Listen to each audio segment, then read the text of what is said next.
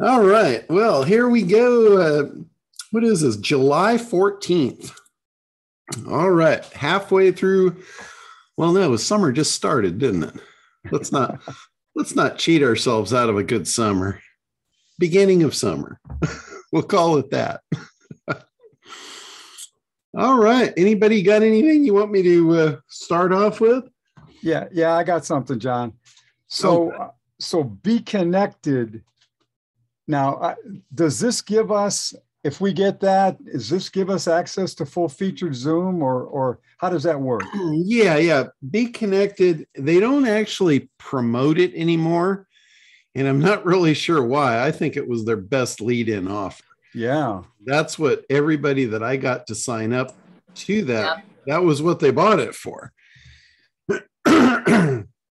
So it's still in the back office. And I think I gave you a direct link. Yeah, you did. You did. Yeah. I figured out the direct link where you don't really even have to go through Be Connected. The company that is actually doing that for them on the back end is called Working Live. Oh, okay. Now I understand. Okay. Yeah, I've actually contacted them a few times, and they're so busy. Actually a Zoom reseller, I see. and I tried to go around them. I tried to go directly to Zoom and become a reseller myself, and they wouldn't take any new people on in the U.S. So I have an application in going through Spain right now. So Okay. I'm trying to get, set up as a reseller, because apparently with the resellers, they'll let them sell the Zoom service for whatever they want. Oh my gosh. They just buy like a bulk license. That's how they're able to do that. So I believe it is $12.99 right now for the Working Live. And you're not just buying the Zoom, you're actually buying the Working Live service. And the Zoom is a part of it, but it doesn't say Zoom. They can't come out and say Zoom. Oh, okay. I get what you're saying now. So they say, they dance all around it. They say a Zoom-like service or a Zoom-like webinar, but it is Zoom, I can assure you.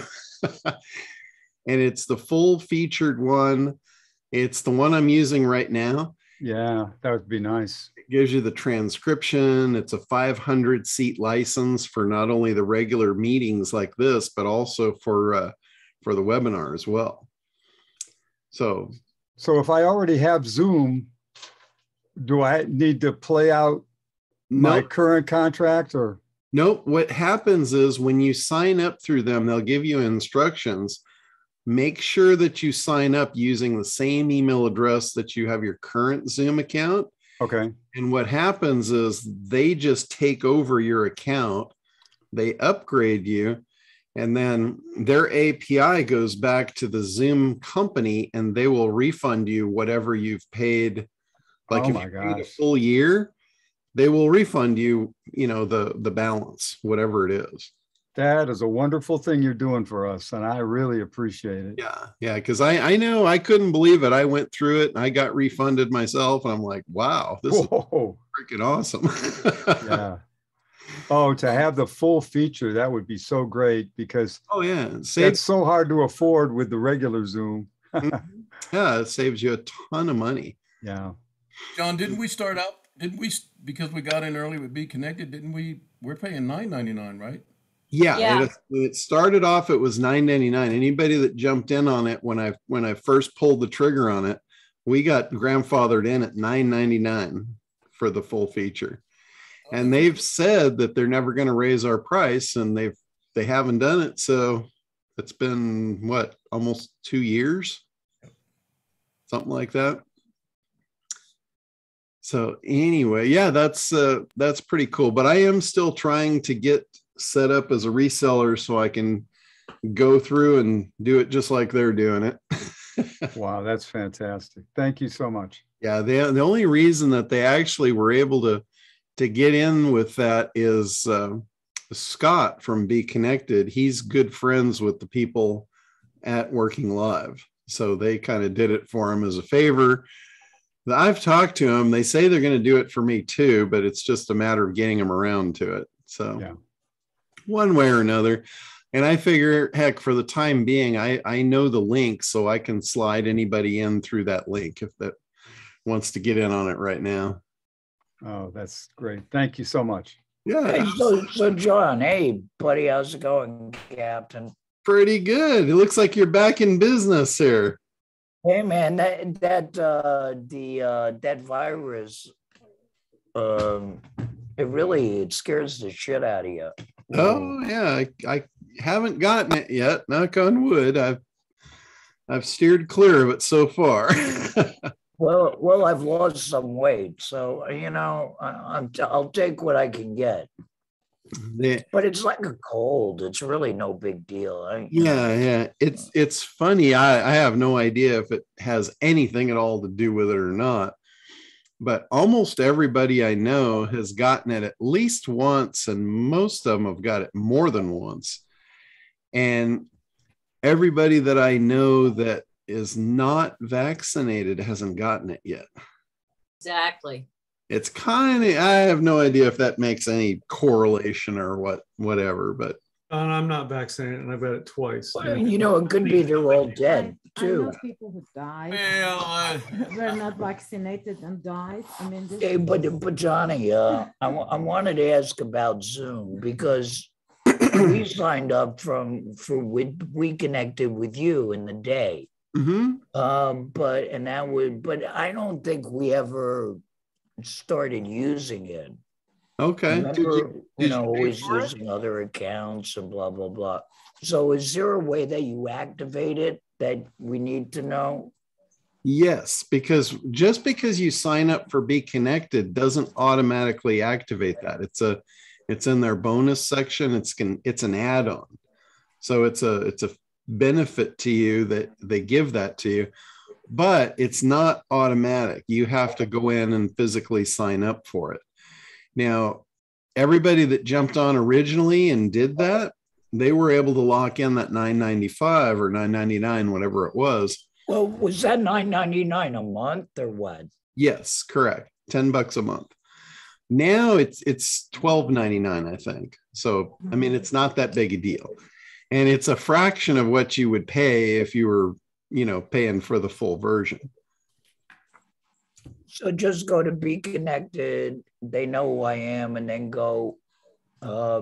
Yeah, go into there's a menu. I haven't been in there in a long time, but there's a menu for the bonuses features for the members. And it should be under there. If you can't find it, let me know. I'll just send you the direct link to it. it's there. Is it still in there? Okay, cool. The only question I have, they might charge Woody the higher price. It's not high, but he may Yeah, not they get- will. There's no doubt. If you sign up now, it's going to be the $12.99. Even though I've been grandfathered in, You had to do it. You had to do it right away. That was part of I the got key. it. All right. Take Okay, action right good. away. Fine. Woody, we did that together. I back then we enrolled you in the Working Live Zoom for $9.99 a month. If you canceled it, then it's canceled and you'll pay the $13 a month. But No, we You didn't were- cancel it, but I don't know if I'm getting billed or not by big, Might check. You might actually have it for the $9.99. You Yeah. might. Because unless you All right, well, canceled it, you probably have it. All Isn't right, it great to be but- rich, Woody? It's great to be so rich we don't have to worry about what we're paying. Yeah, Woody, isn't it? right. So are there other advantages to Be Connected that? Pull the ladder up should be behind considered? you every time. Be Connected they've got a unique platform called the Connection Generator. Uh-huh. If you need that, it's kind of like their platform in general is very similar to LinkedIn. It's a business platform where you put in your profile and then other business people can find you. You can find them. They've got a software that's supposedly proprietary to them. It's basically just a search feature and it will connect you. They call it their Connection Generator, but it'll connect you to business owners that you need their service. Like you can put in your profile and then it will match you up kind of like a dating software. So it's basically a dating platform for business owners. So just Okay. And match me up like with you. in Woody. dating. We're already connected. just like in dating, make sure you use protection. Or marriage played. giving up. That's a good one, Johnny B. Yeah. Ron, I have one other question. Okay. We get 4 billings a month from you. I think some are from, my domain and you hosting my website and that, but I can't tell exactly what they are. Is there a way to break them out so I know? Yeah, I could look and see what you're getting billed for and send you an email on it. All right, cool. I think a lot of that has been canceled because you had a lot of different domains and a lot of different stuff set up that, remember when I contacted you recently, I said, what of these do you want? Because they're about to renew. And yeah, no, that's cool. I'm I streamlined down. I'm in good shape. yeah, I canceled a bunch of that stuff for you already. Yeah, cancel the timgillette.com Woody. Yeah, I don't need that. That's awesome. Thank you, John. Yeah, absolutely. So, Hey, John, real quick, sure. websites. Yep. Now, I have a person or two that is probably going to need a website. My concern is they're highly particular. Aren't they all? but the SEO part of it, the hey, we're here and all that behind the scenes stuff. You guys still do that, right? Yeah, but let's be real clear and upfront on that. SEO is not web development. Right. It's so a totally different service than developing a website. Okay, so one thing is no website. Person A needs a website. Second part is person needs everything hosted by you, as an example, and they need all this other stuff that's going to drive traffic to that website. Got me? So I'm 2 different things, right? You're actually more than 2 on that category. Okay, how many? 5? But the point is, you do a turnkey operation, right? Yes, but you struggled to get that out. no, it's a yes. It's a matter of cost though, because if you go start to finish, the first thing you've got is a domain registration, and then you've got hosting to house the website, and then you've got website development. Right. Now, before you get to website development, you've got this little thing called marketing and messaging. Right. And figuring out, what the contents of the website are going to be. So we're already at 4 and we haven't got any traffic yet. Okay. So then you can get into traffic, and there's probably 10 different traffic channels that we could, connect you with. Okay. So it's yes, we do have turnkey. We do it all. It's just a matter of what's the size and scope of the project. When somebody comes for web development is one piece of that. Right. We're developing based on supplied content. And sounds to me like they should use like this acronym I've heard once called ACT. Yeah, I've heard of that. You might want to look into that and see if you can find here it's this really we may sell that program too, but a couple of these people first program I sell them all. They're not going there. They're going right to I need to get this done so I can get this business, boom, boom, boom. But regardless of what you're offering, or if it's an affiliate relationship or you're selling it as your own services, it doesn't matter what you're selling. You want to make sure that expectations are created up front, or you will have a nightmare. Okay. Like if you get somebody that comes to you and they say they want a website and they're expecting all this other stuff and you didn't quote them for that, that road's going to be ending Oh. in something called ugly. I'm perhaps I wasn't clear. I'm handing the football to you. You're in the backfield. Yeah. I'm the quarterback. I'm handing it to you, and all I'm doing is get an affiliate fee. Okay. Well, that's Everything other than that, I want no part in it. and I don't blame you. So I needed to be very clear when I come to you. It's just a football being handed off. Gotcha. Well, just make sure that when you're handing the football that you kind of set expectations up front, or you're handing me a can of worms. Got it. Okay, that I can do. But All not a big deal anyway. I mean, I always set expectations on projects, when they come my way anyway. So Yeah, got it. it's Okay. just it's harder to get somebody, when they're expecting something and then they find out that's not what it is. It doesn't look good on you either. Oh, absolutely. Yeah. So just make sure, because anybody, even if you're handing them off, they're still your customer, and they're still going to look to you for results and recommendations in the future. Yeah. So the first time you drop the ball on that is the first time you have the opportunity to lose the lifetime value of the customer. Got it. So It's an a la carte. It's not a buffet. well, I can give you a buffet, but you won't like the price.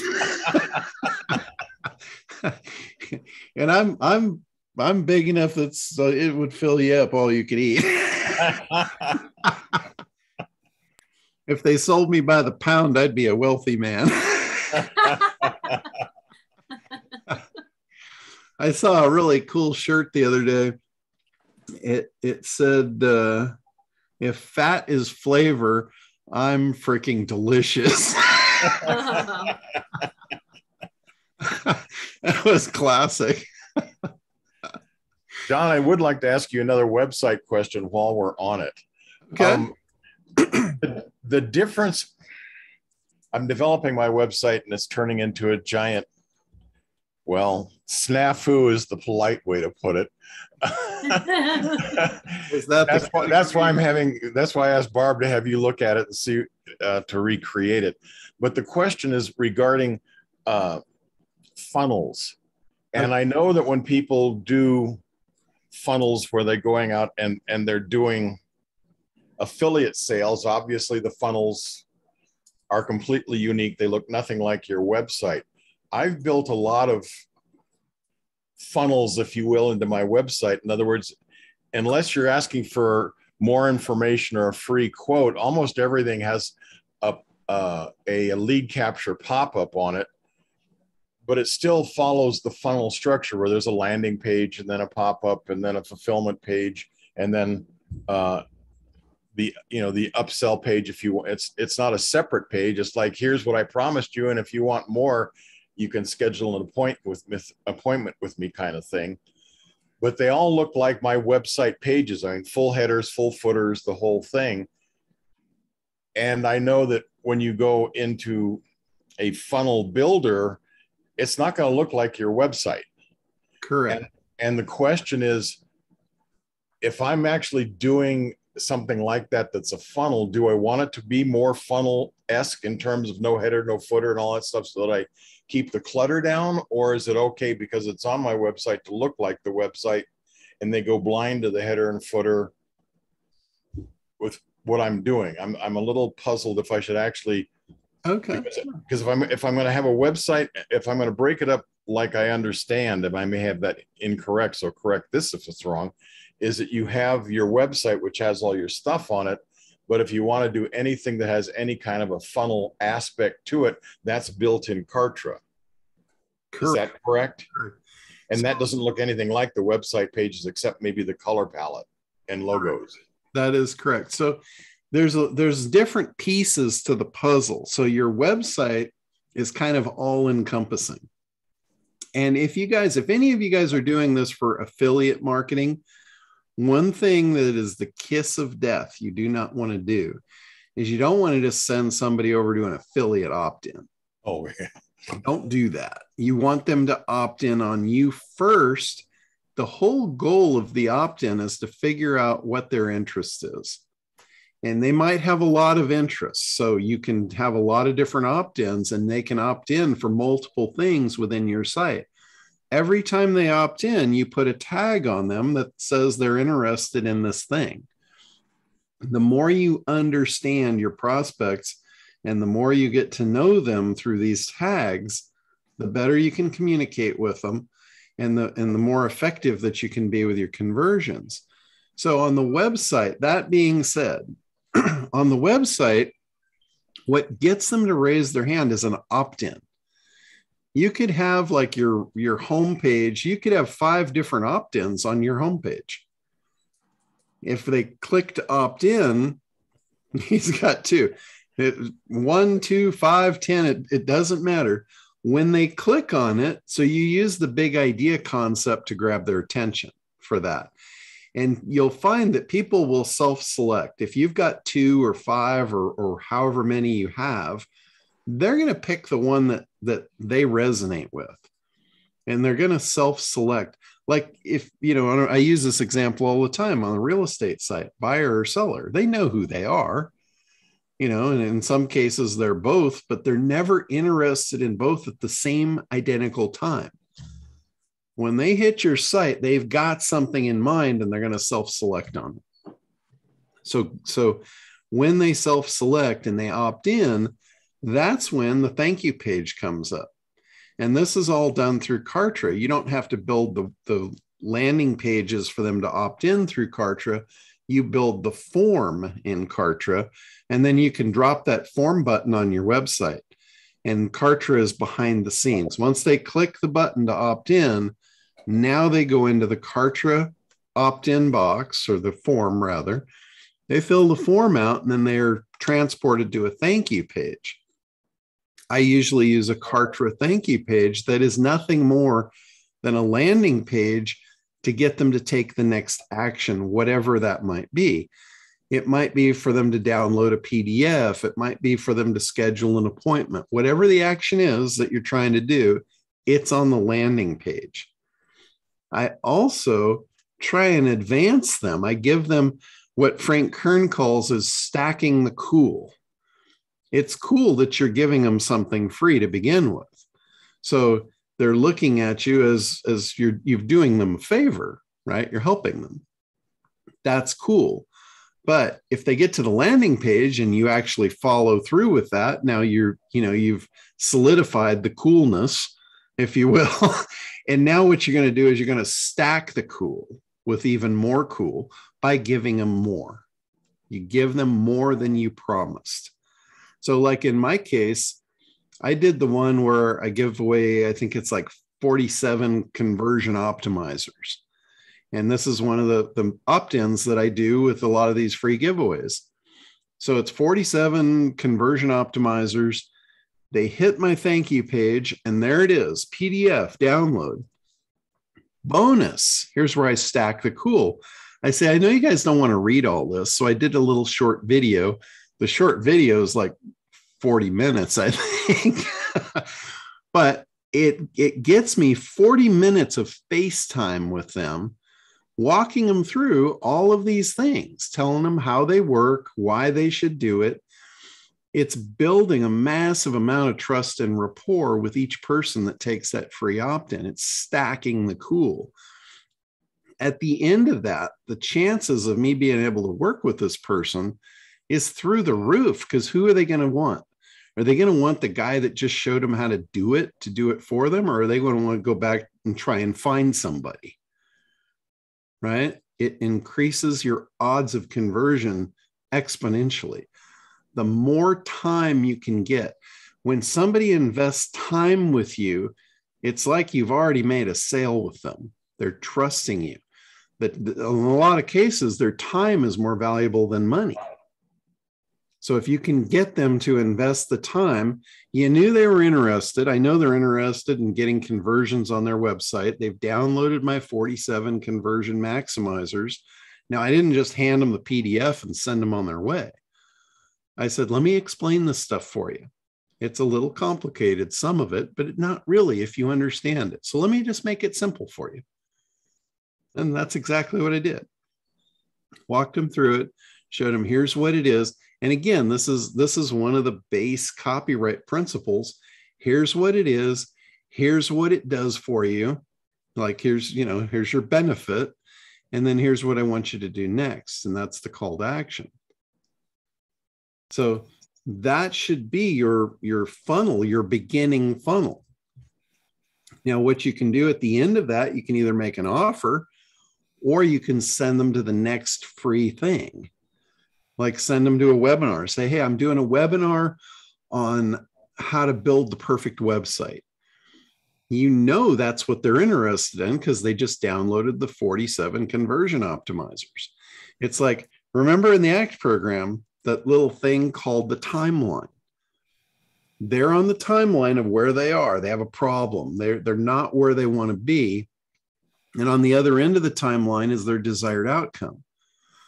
The more you can advance them down the timeline, the chances of them purchasing from you just goes up through the roof. Their desire to work with you raises exponentially. So if you figure out the timeline and you figure out all the steps and all the hurdles, and you explain all that to them and you walk them through it, the closer you get them to the desired outcome, the more they can see it, they can feel it in their grips, and they want it. We talk about creating demand and desire. That's one of the best ways that you could possibly create demand and desire, is getting somebody closer to what they want.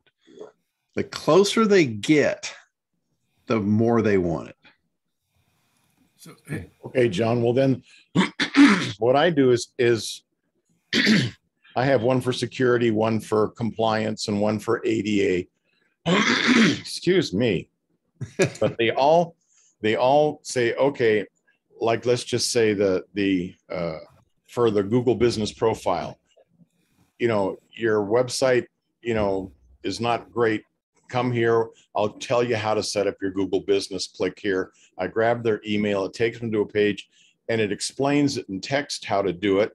And it says, or we'll do it for you. And all three or four of them have $97 purchase for $97. And when they click on that, it takes them to a Calendarly page where they schedule an appointment with me where I can talk with them so I can make sure that I do it. Do I need to put an interim video in there so I give them, not just the steps on how to do it, but I walk them through the steps on the video and have the $97 on the page, or are those two different steps? It's kind of two different things. And again, you got to sequence out your sales process.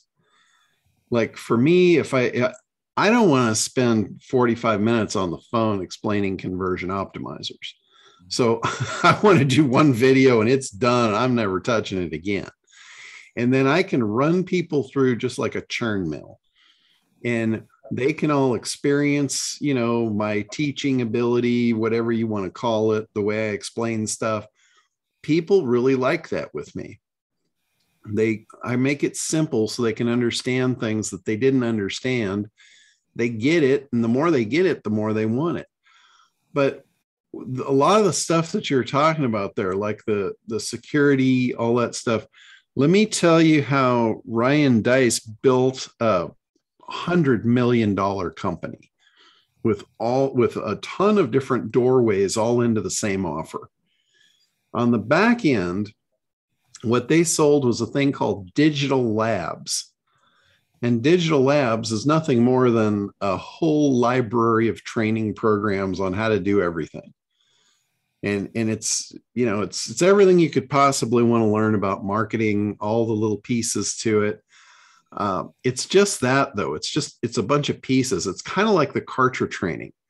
It's all great, but there's no common thread to take you through A to Z of what you really need to do to run a business. Don't get me wrong. It's all great. Every module he puts out is fantastic. It's great training, just like Kartra. You want to know how to do something specific in Kartra, you can go right to their training video and it tells you exactly how to do it. That's great. But it doesn't give you the big picture. It doesn't tie it all together for you. That said, that's what he sells. He sells that library of training videos called Digital Labs. the way he sells it, he's got probably 100 different front end offers for that thing. And what he did was he did exactly what I talk about. He segmented. He did almost what I talk about. He did some of the pieces. He missed one. He missed a big one, which, you know, he did just fine without it, but he still missed a big one. So he segmented. He found, you know, let's say for ease of math, he found 100 categories of things that people wanted to know how to do, like how to write a blog post. That's one of his opt-ins, how to write a blog post, you know, how to create an opt-in box, how to choose the right color for your opt-in button so people click on it. I mean, it's just like he segmented the shit out of this thing, and he found 100 things that people would want to know how to do.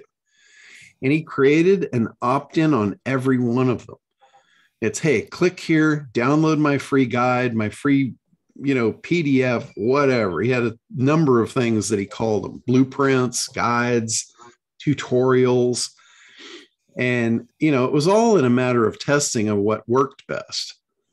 So he's got 100 doorways. Every one of them leads into the same thing I just said. He gives them the free thing. He stacks the cool by giving them more than they asked for. And then he leads them into, hey, I know this is what you wanted, but it's not really what you need. You need access to all this other stuff. That's the whole, you've got one piece to the puzzle. You've got one piece to the marketing puzzle. I can hand you the whole box. And he made it cheap. I think it's like $49 a month. But he stacked so many people into that program with that formula. That was his sales process. And he went out, he advertised every one of those right where they needed to be. So like all of the Facebook training, you know, guess where he put it? He put it in Facebook. You know, all the stuff that he knew people were searching for, he put it into search, put it into organic SEO, he put it into paid SEO. All the stuff that people kind of in the back of their mind, they knew they wanted or thought they needed, but they weren't actively searching for it. He brought it out in banner ads because he profiled them. He knew who they were, and he knew what was kind of rolling around in the back of their head, but it wasn't top of mind yet. So he brought it in front of them with banner ads. It was an absolutely brilliantly put together program. And it rewarded him with over $100 million in sales. Was it easy? Hell no, it wasn't. That had so many freaking moving parts. I wouldn't even attempt it with my level of laziness. I'd just say, oh, no, thank you. Let alone generating all that content. Oh. My God. Oh, yeah. And, you know, and he didn't do it himself. He had a whole army of minions.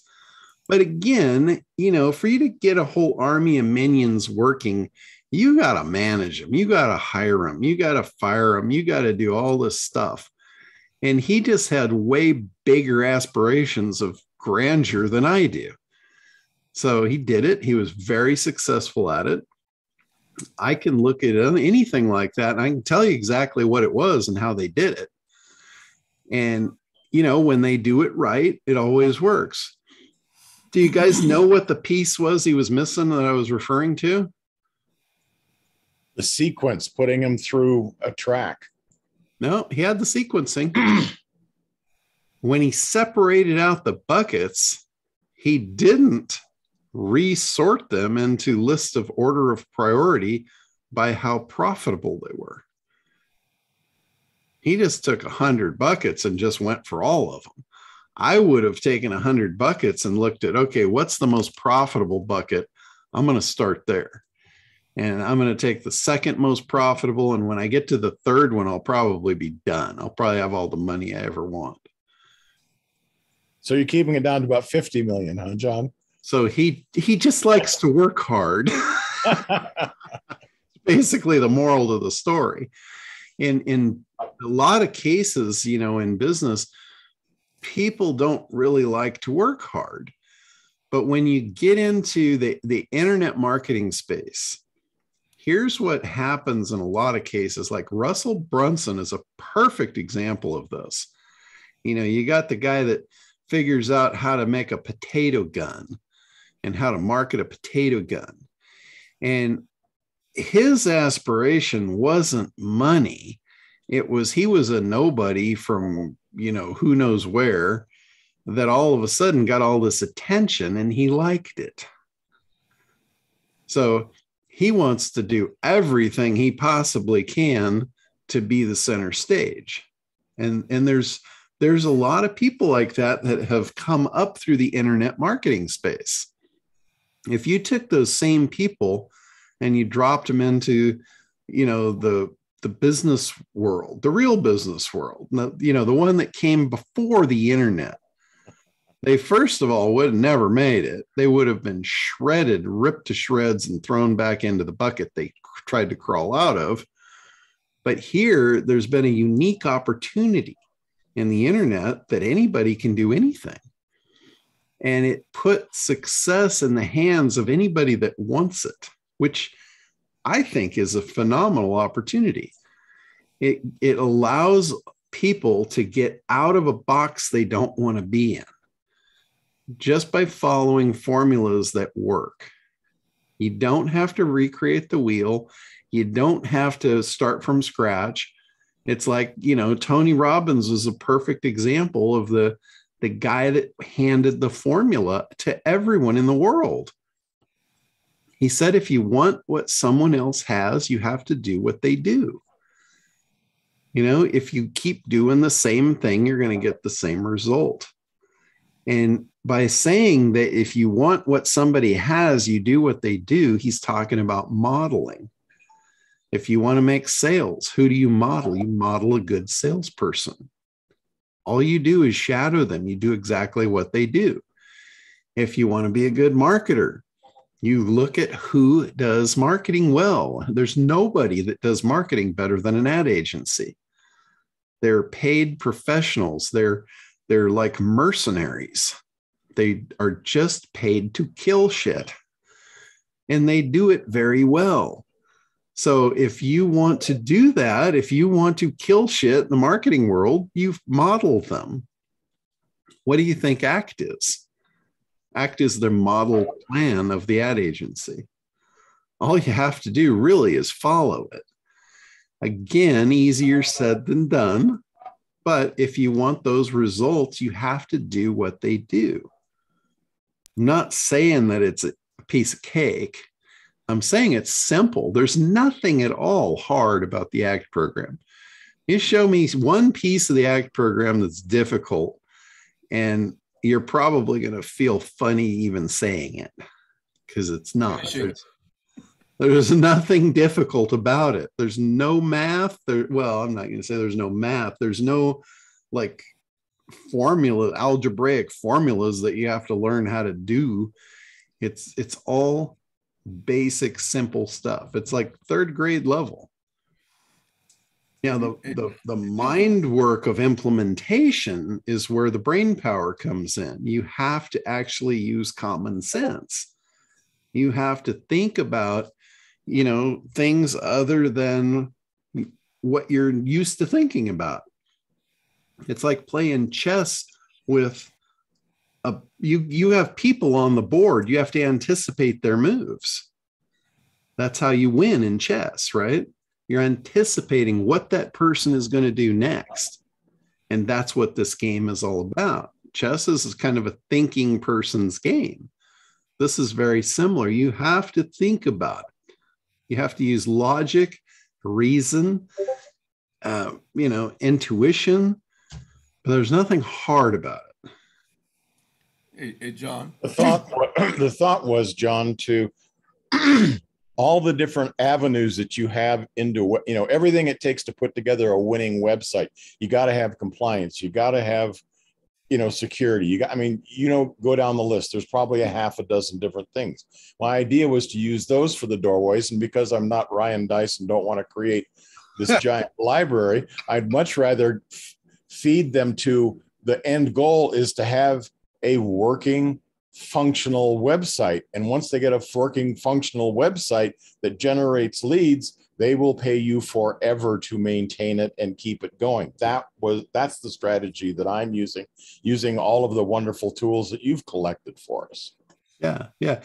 The thing is, though, don't get caught up in the idea that they have to have all that stuff to have a winning website. No, that's the stuff they say, gee, am I compliant? Well, no, you're not. And then that gets each one of those things is just a doorway into the overall thing. And then when I put them on and it's a 30-minute call, say, okay, tell me where you are. And you say, okay, well, you're missing a big idea or a unique mechanism. And then that takes and then we get into all that stuff, which is then they get the ACT program. And then, and then we got to build the website that follows those things. That seemed to me that there's enough little tentacles in there that they know they need in order to have it. And you're right, they may not need it all, but once they get into it. Well, the thing about it is it's a matter of what they want, not what they need. And I don't think you're going to find that people are going to break your door down coming to you saying, I need website compliance. It's not on their radar. It's an upsell. It's a great upsell. When you're building them a website, say, hey, would you like me to add, website compliancy to that for you? It's an extra X amount of dollars. Instant upsell, no brainer. You don't have to work very hard at all to do that. But if you're thinking that they're going to be coming your way looking for that, they probably aren't. So I was going to mark it out the same way you would mark it out to somebody for ADA. Says, it's not on their radar, but there's giant lawsuits. The same thing's true with the FTC and all that stuff. So I was thinking that those kinds of things would put it on their radar, and they know that they don't know about it. But if they can be sued, that might get their attention. The specific question I was having is if I'm saying, okay, for ADA, then here's the page here describe it, but rather than giving it to them in print, you're suggesting to actually create an explainer video along with then here's where you click to get more information if you don't want to do it yourself. Yeah. Is that? But you have two different emotional drivers for what you want. You want to acquire a customer, right? So you have fear and greed. So if you go about the fear approach, then ADA compliance is a perfect product for the fear approach to try and acquire a customer, because you're telling them, hey, you could be sued. You could lose everything you've got. The thing is, if they're not making money and they're really tight, they're not going to see that as a really wanting to give you money to make them compliant.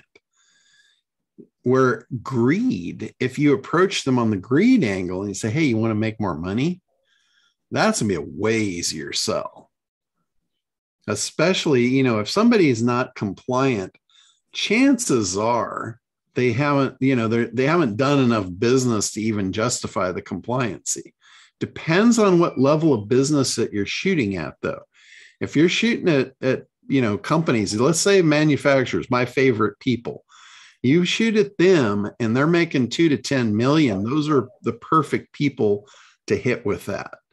So if you're hitting that group, then you might be onto something. But if you go below that rung, you would be better off to switch from fear to greed.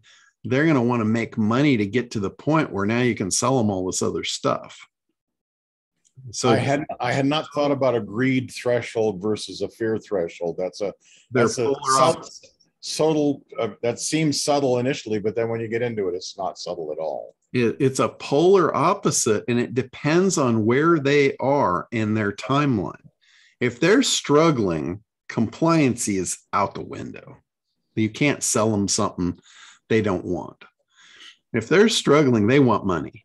It's going to be pure greed. You're going to appeal to them with what they want first, not what they need. In some cases, they will decide what they need. And if that's the case, then you sell them, when they decide what they need, that's what they think they want. So that's where you sell them. You have to sell people on what they want. And it's your job to make them want it. That's where marketing comes in. You can take somebody that has never heard of the thing you're selling. It's not on their radar. It's completely a foreign object to them. You introduce it to them with a big idea that attaches it to a promise to what they want, their desired outcome.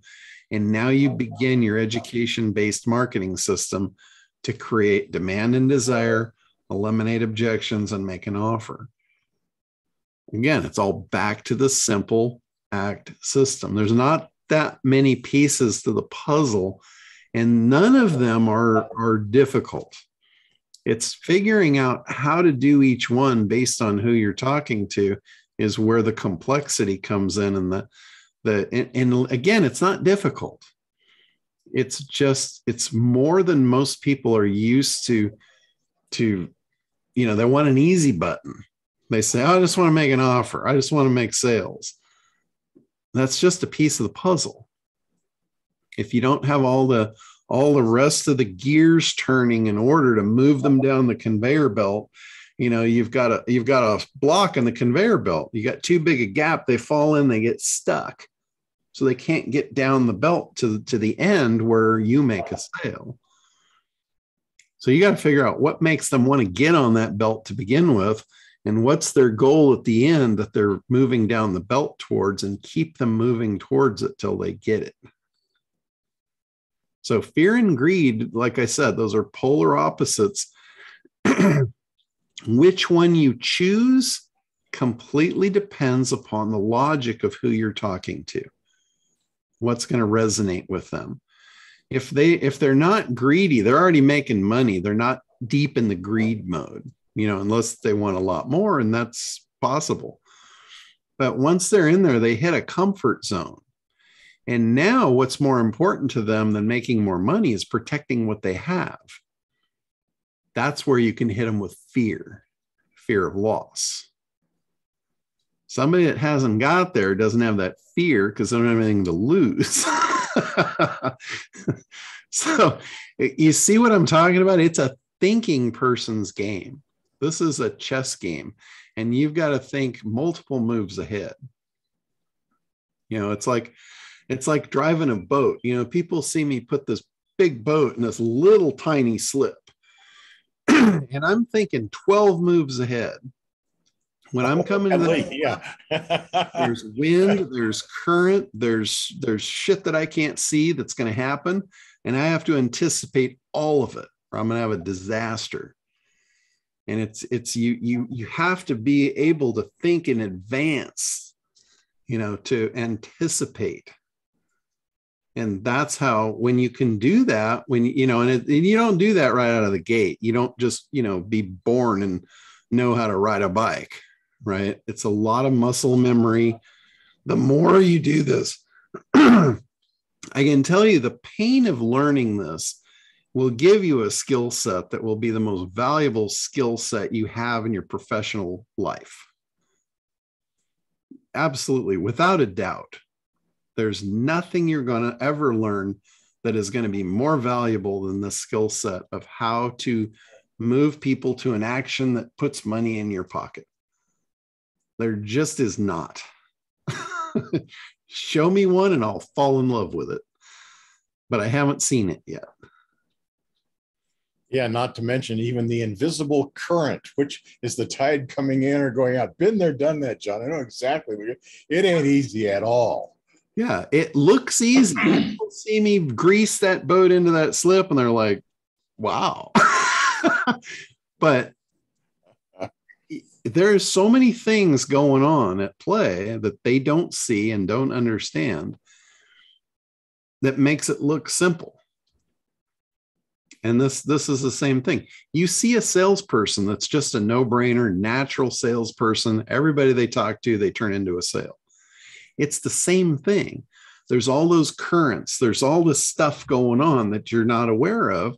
And the ACT program is to make you aware of all the pieces, all the stuff. You don't have to master every one of them right out of the gate, but you start with one and you master it and you move to the next one and the next one and the next one. And pretty soon, what you're going to find is you're going to be doing it without thinking about it.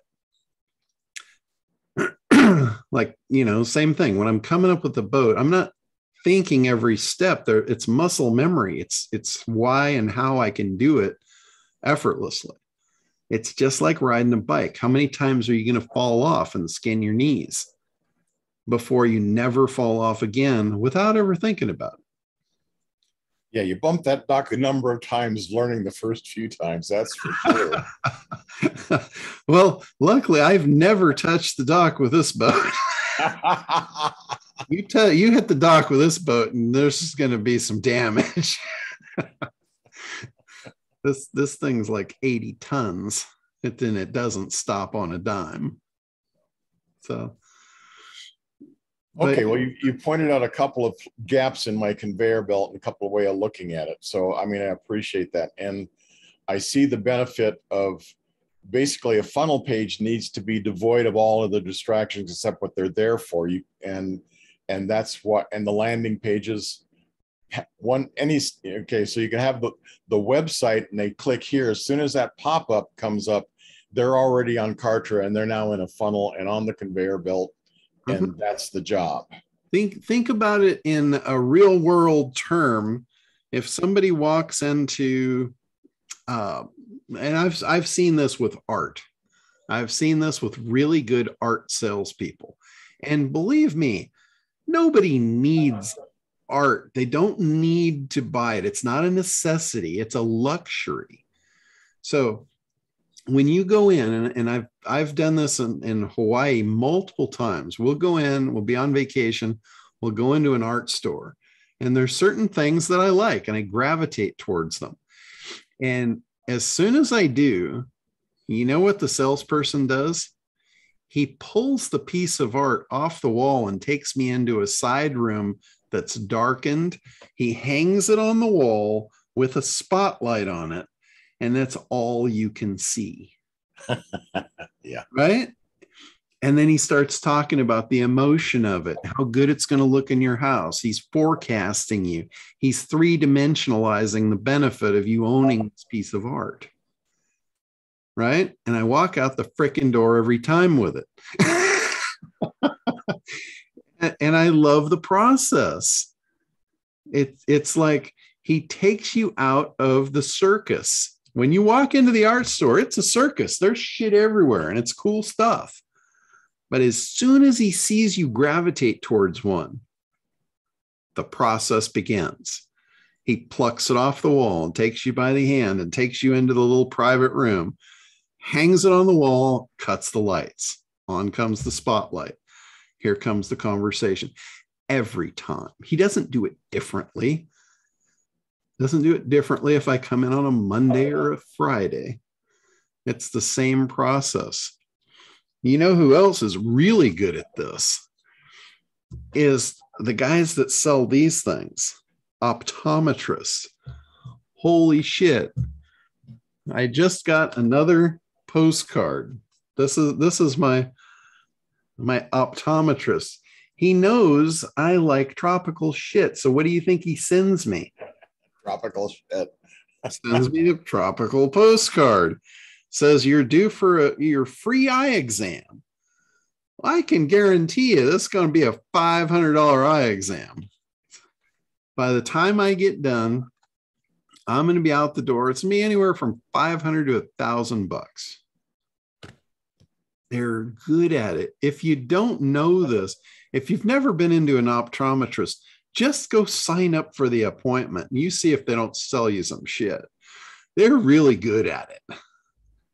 The first thing they do is like, it's a $25 upsell to do the test where they blow a little puff of air on your eye to see the pressure of your eye. And they say, well, if you don't know this, you could have a stroke. And you're like, oh shit, $25. Yeah, I don't want to have a stroke. Or not only that, glaucoma. Yeah. If you don't get this, you're ended up for glaucoma. Yeah, you are just upsold to the freaking hilt with this. And that's a funnel, guys. I tell you, I've told you almost every time I've talked to you, what works in the real world, you can replicate. These guys are showing you funnels that work. And Tony Robbins is telling you, if you want something someone else has, you have to do what they do. All you have to do is replicate them, model them, take what is working in the real world, use it out here. It doesn't just work for optometrists. It doesn't just work for art galleries. It works for everyone. There is a sales process for what you sell. You need to find somebody that has figured it out and just model them. You don't even have to figure it out yourself. Just find someone, just like Tony Robbins said, find someone that has what you want. You know, if you want to be the real estate guru of Beverly Hills, find someone that has done that. Be really cognizant, look at what they did, look at what they do, and model it. You know, the only thing I will preface that with is to be careful when you're modeling. Be careful to understand what they're doing and why they're doing all of it. Because, and I just realized that when I said that, I know Woody kind of perked his ears up because I'm kind of talking to him on that one. Be careful of trying to model someone. Be aware of why they're doing what they're doing. There's some guys that do this for ego, and they have a lot of money already, and they're spending a lot of money to stroke their ego, and you might not be able to afford to do that. So be aware of the whole thing. Like, you know, I told you about Russell Brunson. He's a big ego stroke. A lot of what he does is ego. He doesn't need those fancy videos that makes him look like a superhero. You know, that's all pure ego stuff. And he's got the money to do it. So just be careful. You don't want to do something like we sell one of our services is called crowd targeting. And what this does, it makes it look like you're advertising everywhere when you're really not. You're only advertising to specific people. And I'll give you an example. If someone tried to model us, it would be suicide for them. So let's say we target an Italian restaurant. We're going to geofence that restaurant as a competitor. And we're going to find everyone that goes in there, including the employees and the owner. Everyone that goes into that geofence is now going to start receiving our ads from our Italian restaurant. Now, what's the owner going to think? He's going, my God, these guys are advertising everywhere. He doesn't realize I'm only advertising to his customers. So what's he going to do? He's not going to go back and advertise to his own customers because he's already got them, right? He's not going to really look at what was under the hood. So he's going to do what he thinks I'm doing, and he's going to advertise to everyone. He's going to spend 100 times my ad budget, and he's going to kill himself doing it to try and keep up with me. So be careful. You don't want to be that guy. There was a very great example of that, but long before the internet, where you used to be able to put little mini classified ads in every newspaper in the world kind of thing. And there was a guy giving away penny coin wrappers. How you put 50 pennies in a coin wrapper, and he was giving those away. And the story is the hundreds of people all went broke thinking they could give away penny wrappers, and they didn't understand it was all in the upsells. Yeah, exactly. You have to really be aware of the process. You got to really look under the hood. Like if you didn't have like the X-ray vision or whatever, that I have from knowing the ACT program and really being able to look at what somebody's doing and understand it, I wouldn't know what Ryan Deiss was doing. I would just think he's making money off of, selling all these little micro things. And I'd go try and do that, and I'd wind up, it'd be business suicide. It's in the upsell of his $49 a month program. That's what it's all about. And he's just got 100 different things pouring into that same bucket. So you have to look at the whole process. You got to look at how they grab attention, how they create demand and desire, what they sell, what their upsells are, what's their lifetime value. Where does that come from? You have to understand the whole model. You don't want to just get a piece of it. You want the whole enchilada. So. Hey, John. Yeah. Richard has caused me anxiety today. And I have no problem being transparent about that. So can we reverse, do a Will Smith and go backwards to the website? Does somebody get to get smacked in the process?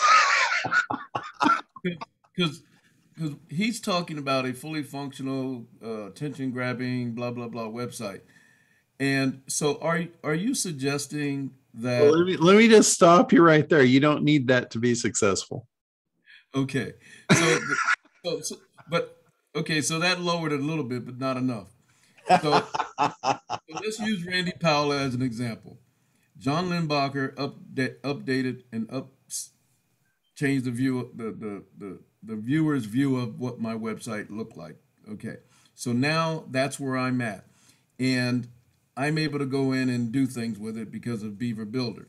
However, my buttons, when I activate a button on the website or somebody goes to it and says, I want to know more about speaking or coaching, which are my two main services. So they hit coaching. They see a page about coaching. There's no other button that takes them right away to get them to opt in to any of the coaching programs that I offer. Are you suggesting that we need to have that right there on the website where, boom, it just pops up right away? Well, what my real suggestion would be is, what is your sales process in the real world? Take the website out of the picture. Take the whole online thing out of the picture. If you met somebody in a bar, what would that look like? If I met somebody in a bar, we would engage in conversation, general conversation. And from that, if I found out they were looking for one of the services that I could be of service to, I would engage in that direction. And it's just a real conversation that moves them to making an appointment so that we can do a discovery call, whether it's a call or a face-to-face, or we continue on and schedule that appointment and we go from there. And then they make the decision during that conversation as to whether or not what I have uncovered enough value for them to go ahead and make the decision. Okay, so what that is in terms of a website, that's a qualifier, and then you give them a self-selector, because you said there could be 3 different things they'd be interested in. So you qualify them first, then you go to self-selection. Once they self-select, they go to a landing page with the video, the short video that you were talking about. That's the conversation. I'm assuming this is more your conversation than theirs. And then that invites them to schedule a consultation with you. In your consultation, you're creating the value, making the offer, and making the sale. So in my case, when it comes to the video, that video would be in that process where they click on the website under coaching. After discovery, then there's this video having a conversation about what that particular coaching program would look like and do for them. Yeah, and the way it would go, if they self-select that they want this one button that pops up, yeah, I'm guessing, it says if you'd like to the coaching right now, fill out this form, basically. Well, you're getting the form too far to the front. When they click on what they want, like let's say they what's the outcome they typically want? More business? I'm sorry, say that again. I had to get up. Somebody called me. What's the outcome they typically want when they talk to you? More business? Say that again now. What's the outcome that they want? What do they? Well, it depends. If they want to get better in public speaking, become a better communicator, or actually become a speaker, a paid speaker, then it's an emerging speaker. They want to become a paid speaker. That's the bottom line. Okay. Have you figured out why they want that? There's several different reasons why. Sometimes it's just a dream of theirs. Sometimes they want to become a better speaker because they think they can sell their products and services better, which you can. Here's the biggest one I can think of. In business, you can make more with less effort if you take your sales process from one-on-one to one-to-many. True. That would be your biggest benefit to teaching them how to do that in public speaking. You can tell them, I can show you how to 100-fold your sales with the same amount of effort. If you show me how you make a sale, I'll show you how to 100-fold it. And I'll teach you that skill. And it's called selling from stage. Right. Okay. Now that's your lead in. Go, right. Hell yeah, I want that. What do I have to do? And then you say, I made a free video for you. I'd like to, give that to you as my gift to you. Got it.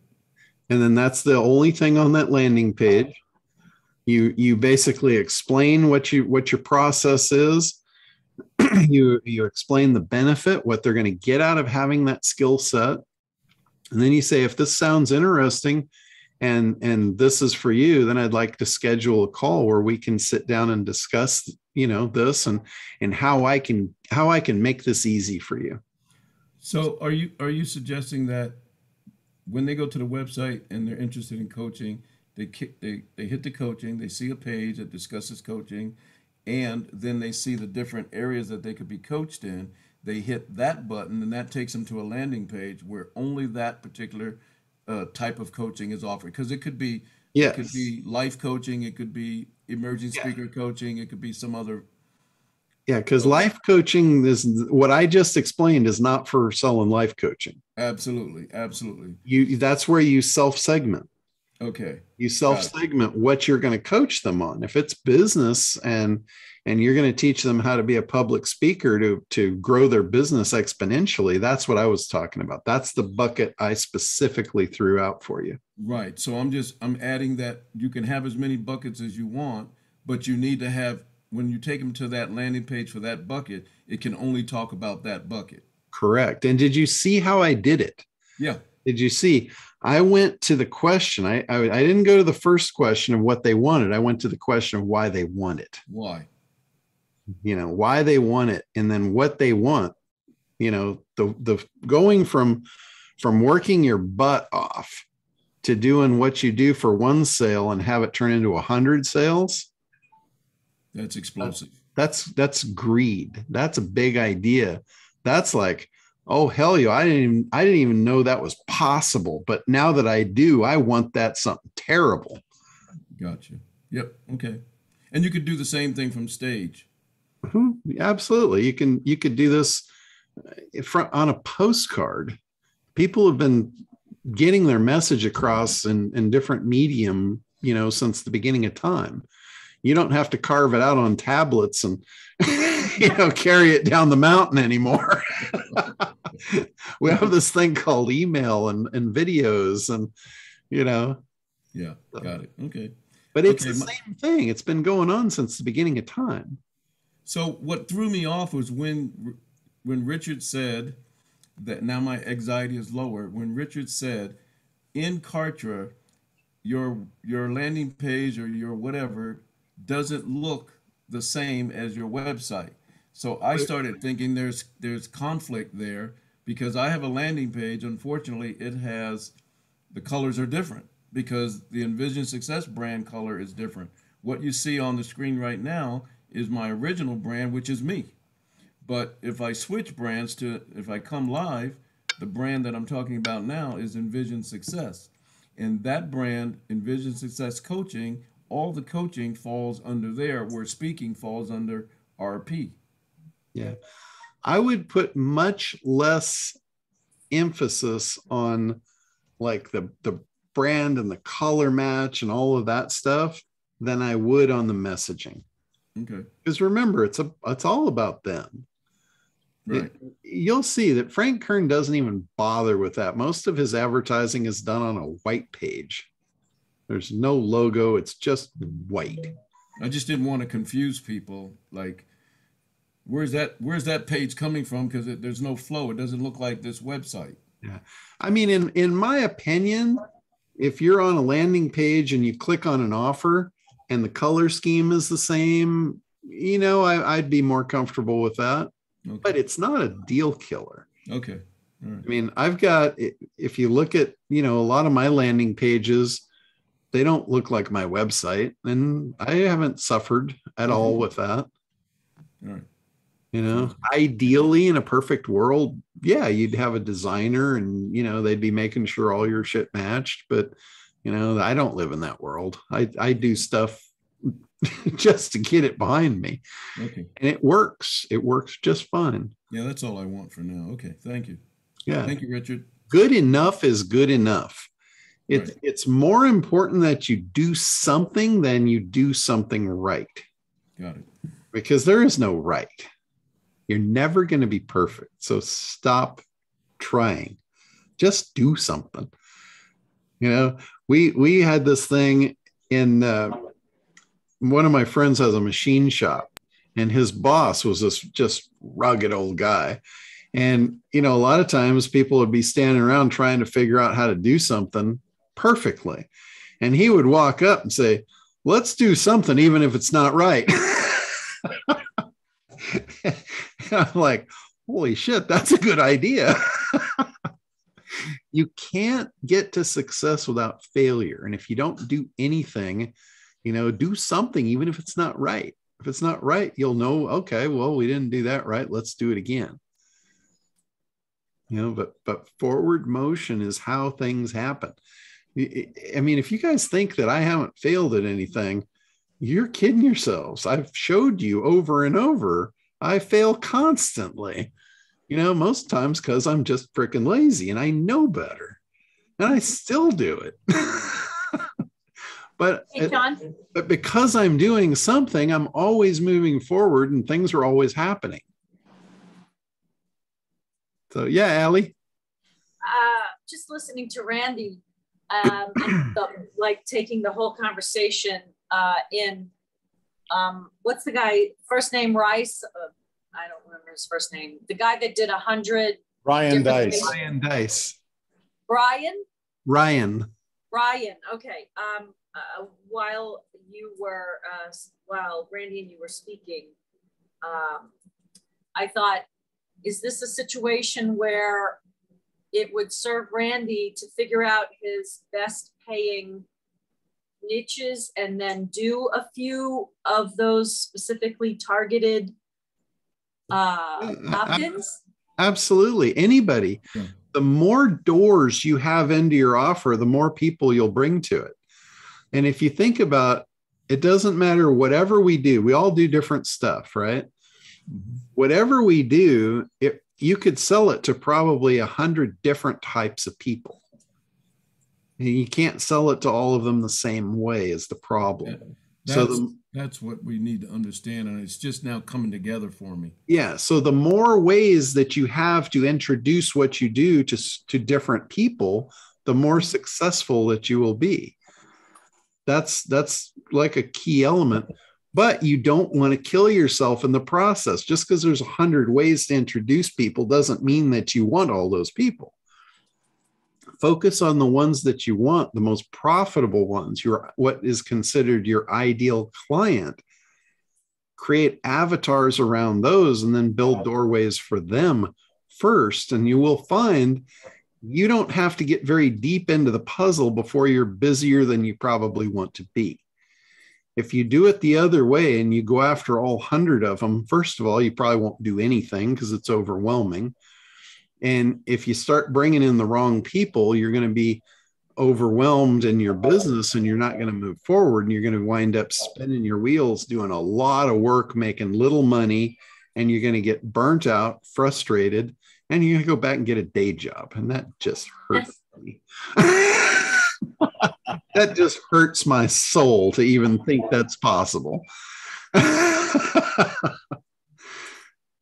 So do it smart. The smart way is to focus on where the profit is. That's lesson number 1 in ACT is segment so you can figure out what your most profitable market segment is and start there. Don't start the other end of the scale. Start at the most profitable one. If you can win there, and here's the thing, if you can't win there, then stop. What you're doing is wrong. You did something even though it wasn't right. Acknowledge it and move the hell on. Well, go to the next one. Hey, John, let me ask you a question about most profitable, because I read that two different ways, and maybe I'm reading it wrong. Because most profitable to me, where I'm at right now, doesn't necessarily mean dollars. It means where's the bulk of my work coming from, in terms of number of, let's just say I have clients who are coaching clients, and they're, the bulk of what I do. And I'm just starting out with keynote speeches down here, because of the COVID thing. So it's profitable to me doesn't necessarily mean money, because I can't run out and raise their fees astronomically overnight just because they're there. Does that make sense? Correct. And like I talked about, when I talk about that particular segment of the training, I'm talking about ideal customers, the ones you like to work with. It's not necessarily about, the most high dollar ones. Okay, that's where I wanted to get clarity on. When like the word profitable in generic form, people think of money right away. I'll give you a perfect example. I've got a few clients that don't bring me a high percentage of money. They're people I really enjoy. I like them as people. I like being around them. And they send me referrals that brings me a lot of money. So they are like, if I could bring in more people, I would bring in more of them, because they make my sales process a no-brainer. They literally drop sales on my doorstep, and I don't have to work for it. So again, that's more valuable to me than the money I would get out of them. So you're absolutely right on the money. Your most profitable bucket doesn't necessarily have to be money. It's freedom. Freedom is time and money. So they're bringing me an enjoyment of time, and they're bringing me other profitable customers, which is the money. So I get the best of both worlds. So it's not a clear-cut game. This is your world. You get to build it. You get to build whatever you want, and it should be what you want. I would not surround myself with a bunch of people I didn't like. I mean, if I didn't enjoy doing this, if I didn't enjoy being here, I wouldn't be. This is a perfect example. I do this because it's fun for me, and I know it helps people. So I get enjoyment out of that. I get benefit to me out of that. It's not about the money that you guys are giving me. You know how much you're paying me, right? It's not making me wealthy, making me happy. And to me, that's sometimes worth more than money. So I second that. But hey, John, can I ask? Said you have to have some place to make money so you can do that. Yeah, seriously. Does the ACT program, how we learn about personalities and everything and how to talk to a specific person? I can't remember. I have to actually go back through and do it. It's been a few years. But is there anything that addresses the different personality types once you, let's say, like, just because Randy's on the table, let's say he finds his 3 most favorite customers that are in the most profitable section.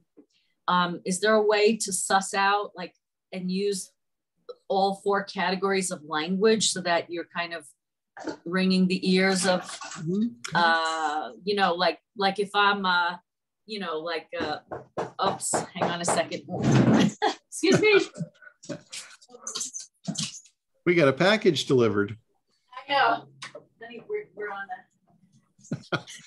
Oh, sorry, guys. Yeah, no. In answer to your question, yes, there's several, very well-known people that have come up with systems for, there's one called the color system. Yeah, the bank system and the DISC program. Yeah, DISC, bank, colors. That's like Credit card use that's a to- semi-science.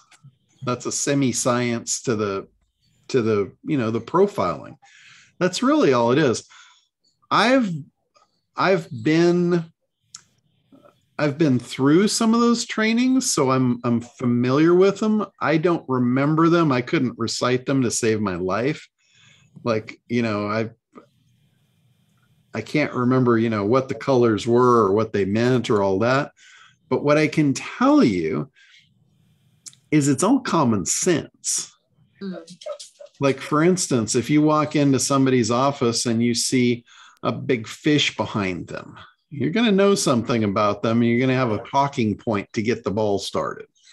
If you walk in and they've got pictures of their kids and their family, family's important to them. So you might adjust your approach.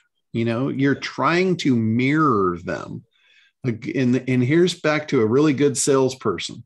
What they're trying to do is they're trying to mirror and match who they're sitting in front of. So they're taking clues.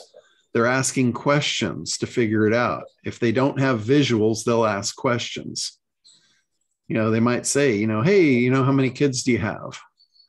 Right. How would you do it on the internet though? If you're not walking into somebody's office and it's like the opt-in, the big idea, like do you work it out around? That's self-segmentation. Okay. You're doing it self-segmenting. So you're giving them, options like who are you? What are you here for? What can I help you with? Like, you'll see some, there's a site that was really, really good. And they had 3 buttons. One of them was you were concerned with losing weight. One of them was lack of sleep. And what was the other one? Oh, being tired. So that they're like, what's bothering you most? Your weight, your energy, or your lack of sleep. So you self-segmented with the one that is top of mind, important to you at that given time. And then when you click the button, they took you into that room, just like when they pull the art off the wall and they take you into the little dark room and they shine the light on the thing that you want. And then they talk about it. So it's the same process. In the real world, we have advantage of all the things around us, our senses. So in the online space, you have to be very aware of the process in the real world so you can anticipate in the online space. It's not perfect, but it doesn't have to be, because in the real world, how many people could you literally talk to every day? If I set up a funnel with a video, how many people could I run through it every day? It's unlimited. Right. So could you do a little reverse engineering? Like, let's say you have a perfect client in mind. Like, let's say you're my perfect client and I know you. Could I build a campaign around wanting to like get more Johns? Like, you know what I mean? Like, can you reverse engineer it instead of? Absolutely. But remember, when you're doing this, when you're trying to figure out who your ideal person is and you're trying to figure out if they're viable, like, there might only be one of me in the world. And if that were the case, there is. Well, yeah, but I'm just making a point that there might not be enough people for you to build a campaign around. Remember, the 3 pieces to the profitable segment is first of all, there has to be enough people in that segment to justify your sales goals. That's one of the 3 pieces. The second piece is they have to want what you have enough to purchase it. And the third piece is they have to be able to afford it. They have to have that kind of money to be able to spend. So, well, can you say them again? There has to be enough people, and they have to be afforded, but there has to be enough of them. Like, if there's only one of me, you wouldn't want to build a campaign around me. Right. If I represented a group of people, though, and there was enough of us, now you've got it. You've got number 1 pegged. Number 2 is we have to have a big enough problem or a big enough desire for what you're offering us that we will want it and want to buy it. And number three, we have to have the money to be able to afford it.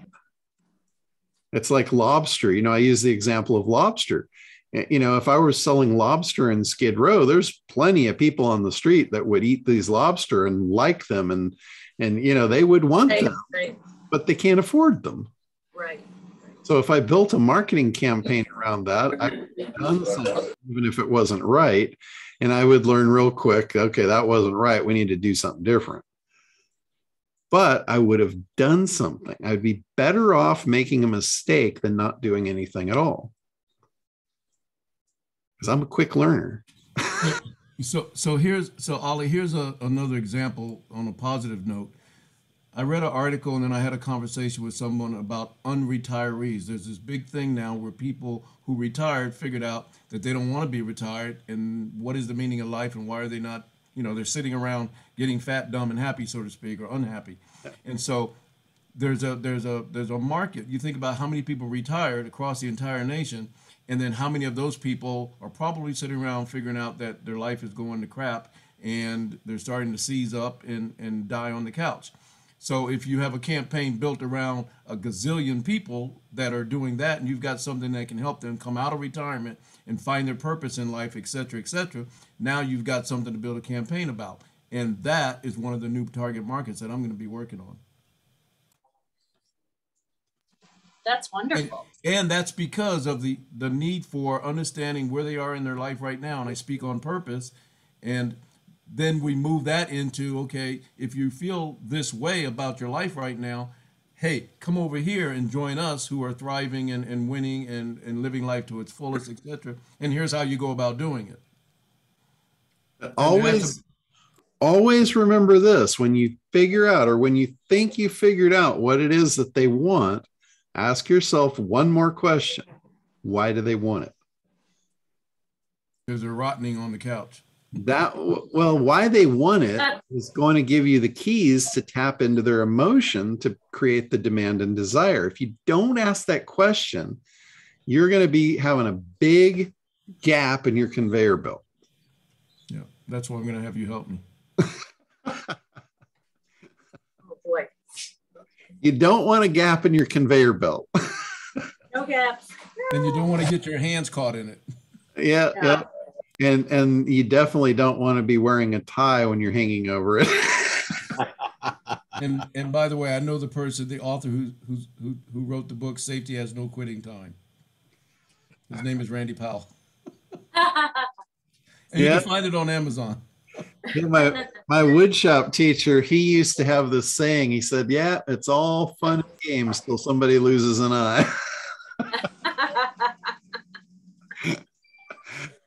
Oh, that's too funny. I think he got that from A Christmas Story.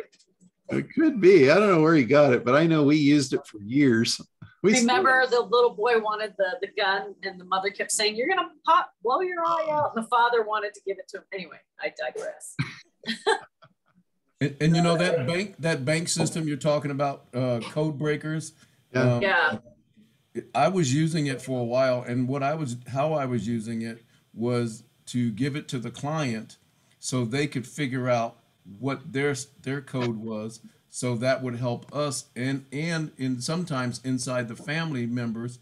If there was a son that they wanted to sponsor for coaching, they could understand the son, and the son could understand them a little bit more, so they could figure out how to communicate better internally. So there were some uses to it, but they started pushing the coaching part of that, certified training part of that, and I pulled away.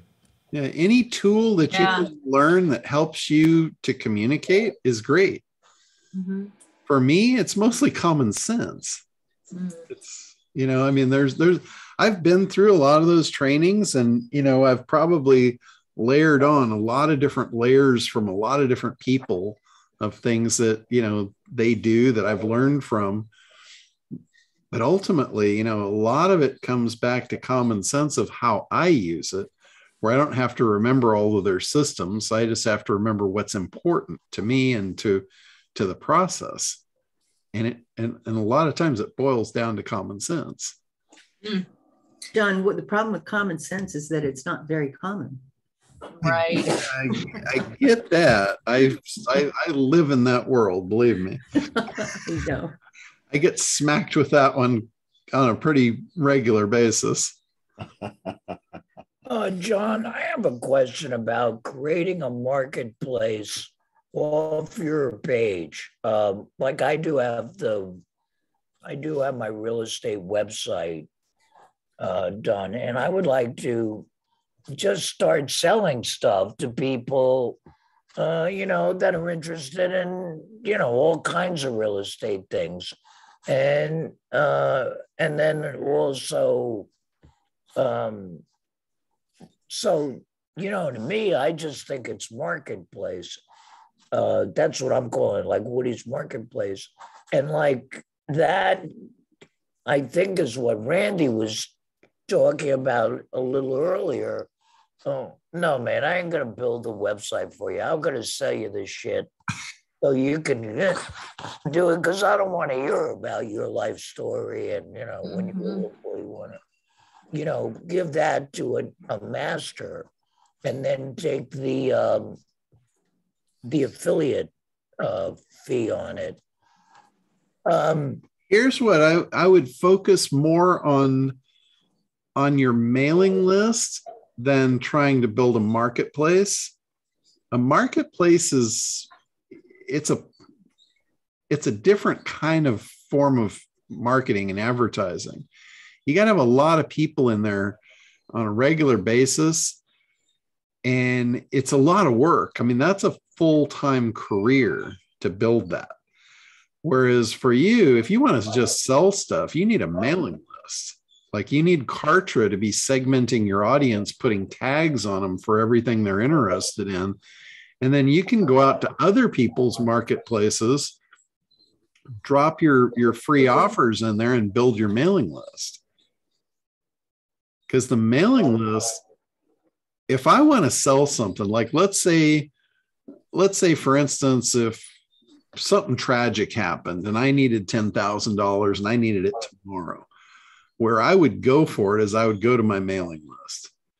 I would find a profitable offer, whether it was my offer or an affiliate offer or something, and I would send out an email. I would craft a message and I would make sales off of my existing email list. That's where your money is. They say the gold and the money is in the list. It absolutely is. But you don't want to mistreat your list. You don't want to just send them a bunch of crap over and over and over like a lot of people do. You want to be very respectful of the people on your list and only send them things that they're interested in. Like, imagine if I just went out to, some commission place and I said, oh God, Viagra is paying 50%. How would you guys like to receive a Viagra email from me? You would think a little differently about me, right? My next offer, you might not even open the email. We sure would, because we know you've never used that.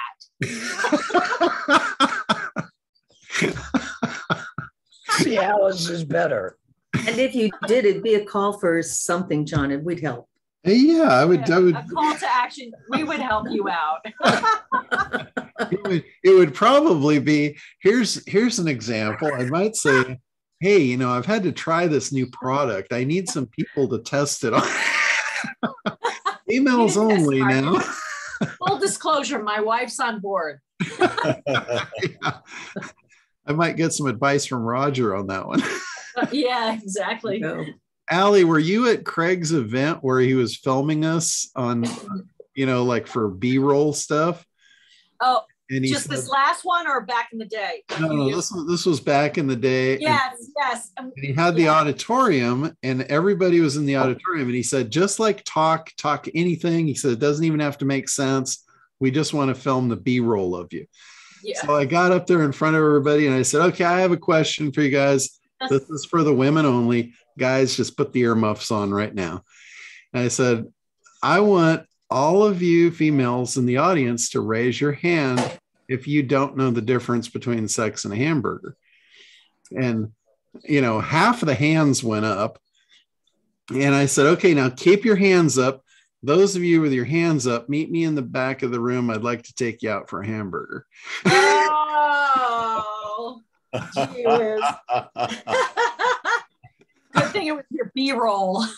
Yeah, it was total B-roll, but it got everybody. I mean, the B-roll that I got out of that, the reaction from them was exactly what I wanted.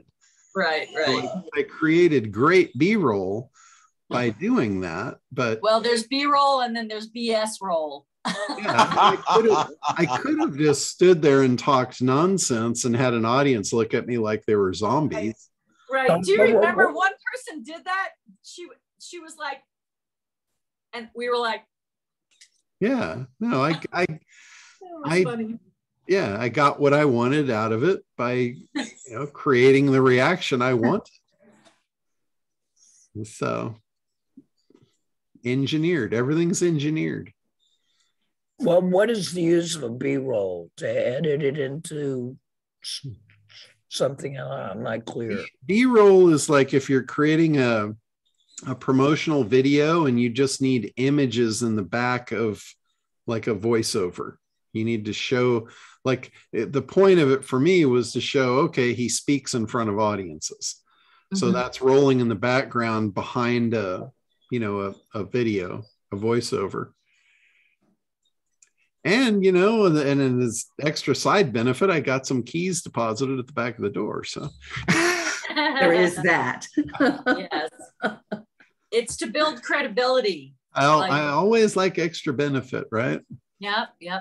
But B-roll is to build credibility, Woody, to show yourself in different examples of how you might be, like John said, that you speak to audiences, and that, Craig just takes, remember when Craig was talking about this, he has just stills, his, what does he call it? His sizzle reel. He's not speaking at all. It's just, and then the B-roll, and in the background, he's not speaking at all.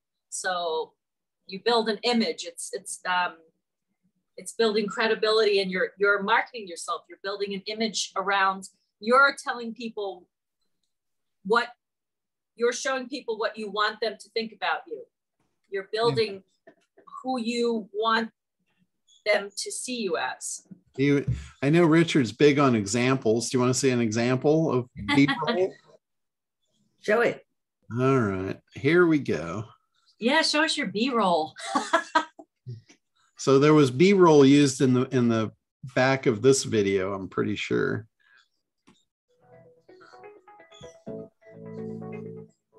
I'm John Limbacher, founder of Internet Dominators.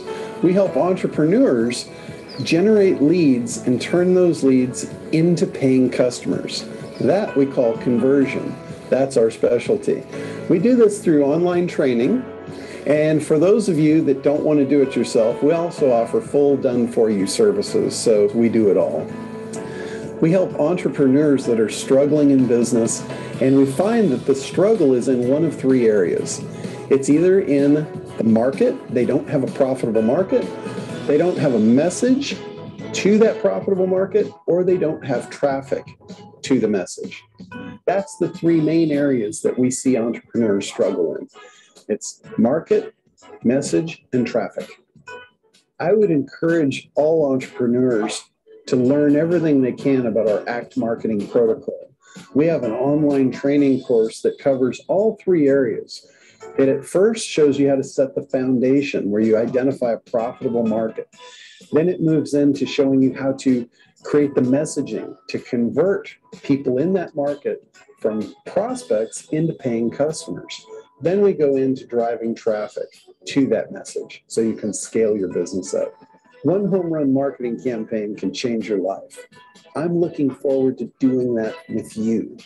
So go ahead and sign up for a free session where we can get together, we can talk about your goals and figure out what a home run marketing campaign would be for your business so you can enjoy the freedom that you deserve. Sign up now. I'm really looking forward to working with you and just can't wait.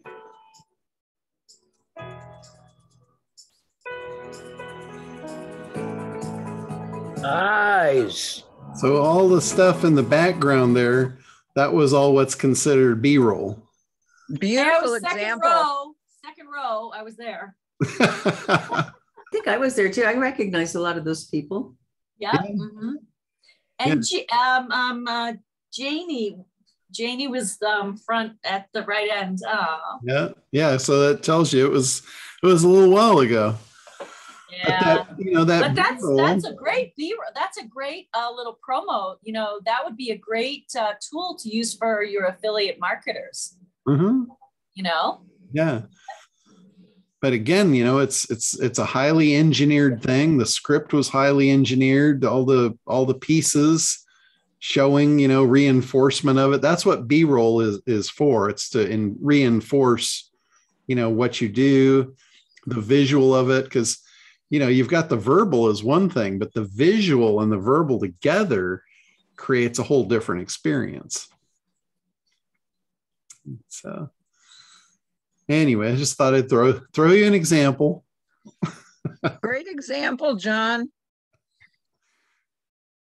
And then you just have a bunch of still images and you can put a narration over it. Yeah. It doesn't have to be video. It could be still images. Right. You could definitely do that for sure. I had done that before with still images before I got the opportunity to do the B-roll stuff.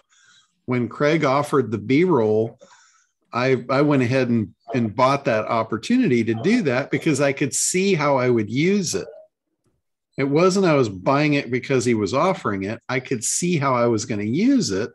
So I bought it and I used it. That was the example of where I used it. I've used it. Hey, John, who put the video together for you? Because it's really well done. The guy that was actually in the video when I was sitting on my laptop showing somebody, that was the guy. That was the videographer that shot the live video and did the editing for me. His name's Dean. What's his name? His name's Dean. He's local here. I think he's in Irvine. And every time I did a live event at my house, he would come out and he would do the testimonial videos for me. And he would also offer to do like a elevator speech video for anybody that was here at one of my events. He would film them for like 15 minutes and then do an edit cut, just like he did for me with that one. And so I'd have everybody that wanted to do that, I'd have them prepare their script before they got here. So they were prepared to work with him. And he's fairly reasonable. I think he charged like $300 to do those little, 1 or 2 minute videos. And he would actually film it for you. He'd do B-roll if you needed it and whatever, and put it all together. So he's pretty good. That is good. I need to get him out on the boat to do some drone footage of the boat while it's underway. That would be really cool. Wow, that's cool. Cool stuff. I know we could be sitting in the boat watching one of the videos around the table, and he could probably bring the drone right down in the window and shoot through the window. That would be awesome. That would be cool stuff. Let us know when we need to be ready. Oh, anytime. Anytime I'm ready for the boat. There too. All right, guys. Great day. Anything else before we wrap up? Thank you, John. Great call. It's funny. I don't even prepare stuff for these calls anymore. I just show up and it's like I'm thinking, God, what are we going to talk about today? But it's always good stuff. Yeah. One of the best ever, John. This was absolutely packed full of jam, as they say. I keep thinking, God, how am I going to outdo that next week? But yeah, last week was awesome. Just show up. So, thanks, John. Just drop me in the team. John, I do want to get in a call with you and me and Azreen whenever you can schedule it. Yeah, just go onto my site and use the scheduler on there on the internetdominators.com. Just pop in there and blast one on my calendar. Good luck, folks. Have a great week. Good seeing Richard, you can do that as well, and we can go over your site. Just go on to my Internet Dominators site, and the first thing that comes up is the schedule box. Okay. Then we can hop in, and I'll give you the scoop. Okay, we need to do that because we've got the first we've got the feedback on the first example they did for the real estate site. So Okay. I know I've got a couple openings left for tomorrow on there. So sounds good. I'll jump on there. Thank you, John. Sure, absolutely. All right, everybody, have a great weekend and enjoy the summer, the weather, and all that good stuff. And there's a gazillion dolphins out there. If you guys are into dolphins, right? I mean, you can see them from the beach. They're everywhere off Huntington Beach. Take pictures. We're landlocked. I did. I shot video. I was out there, what was it, Tuesday? I took a group of people out for a birthday party, and I posted on Facebook a bunch of the dolphin video. I mean, they were all around us. I couldn't get the people to jump in the water and swim with them. Really? I'm like, come on, just jump in the water. They'll play with you. Hey, John, I was going to bring this up when you were talking about modeling. You know, when you're modeling, watch out what you're modeling.